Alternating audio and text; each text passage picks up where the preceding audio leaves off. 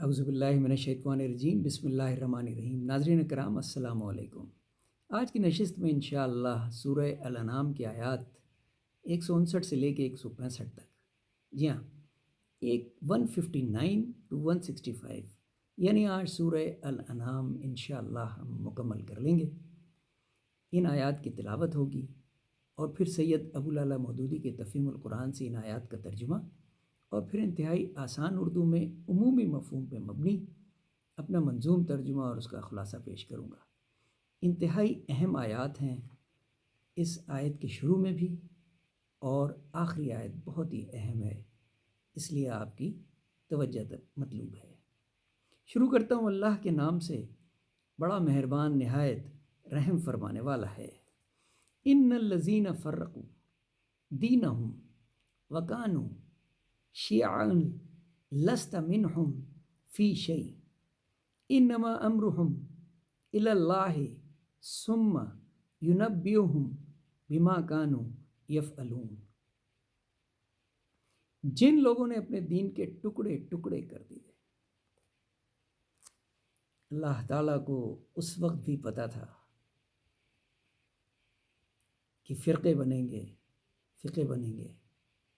اور دین ٹکڑے ٹکڑے ہوگا، اسی لیے اللہ تعالیٰ نے یہ آیات بیان کر دی کہ جن لوگوں نے بھی یہ کام کیا ہے، دین کے ٹکڑے کیے، بٹ گئے گروہوں میں، اے نبی صلی اللہ علیہ وسلم ان سے اللہ ہی نپٹے گا، آنے دین ہے۔ یہ بڑی خوبصورت آیت ہے۔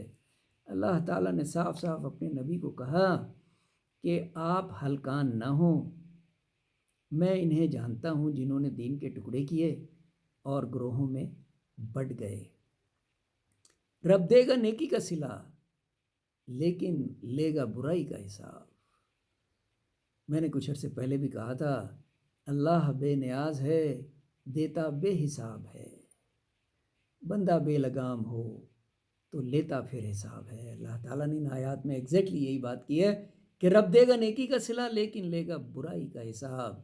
کہہ دو اے نبی صلی اللہ علیہ وسلم کہ میں تو ہوں راہ حق پہ، بابا کی ملت پہ ہوں میں۔ اللہ تعالیٰ نے اپنے پیارے نبی کو کہا کہ آپ اپنی قوم کو بتا دیں کہ آپ راہ حق پر ہیں اور آپ ابراہیم علیہ السلام کی ملت پہ ہیں، اس لیے آپ کو اب کسی اور خدا کی ضرورت نہیں۔ کہہ دو کہ عبادت اور جینا مرنا ہے رب کے لیے، جی ہاں وہ رحیم ہے، وہ کریم ہے، وہ لا شریک ہے، اور میں پہلا پرہیزگار مسلمان بندہ ہوں۔ میرا رب تو بس اللہ ہی ہے، میرا رب تو بس اللہ ہی ہے، اور سب اپنے عمل کا دیں گے اسے جواب۔ جب لوٹ کے جائیں گے لے گا وہ حساب، جب لوٹ کے جائیں گے لے گا وہ حساب۔ اللہ نے تم کو درجے دیے زمین پر آزمانے کو، یہ بہت اہم ہے۔ ناظرین کرام یہ آیت بہت اہم ہے۔ اللہ تعالیٰ نے زمین پہ جن لوگوں کو حکمران بنایا، عہدے دیے، درجے عطا کیے، وہ محض صرف ان کی تفریح و تباہ کے لیے نہیں، ان سے ہی وہ ان کو آزما رہا ہے۔ جسے نہیں دیا اس کو صبر سے آزما رہا ہے، جنہیں دیا ہے انہیں دیکھ رہا ہے کہ آیا وہ شاکر ہیں کہ نہیں، شکر ادا کرتے ہیں کہ نہیں۔ یہ ان کی آزمائش ہے۔ دے گا اب عذاب اعمال پہ تم کو، بخش دے گا لیکن اگر توبہ کرو گے، بخش دے گا لیکن اگر توبہ کرو گے۔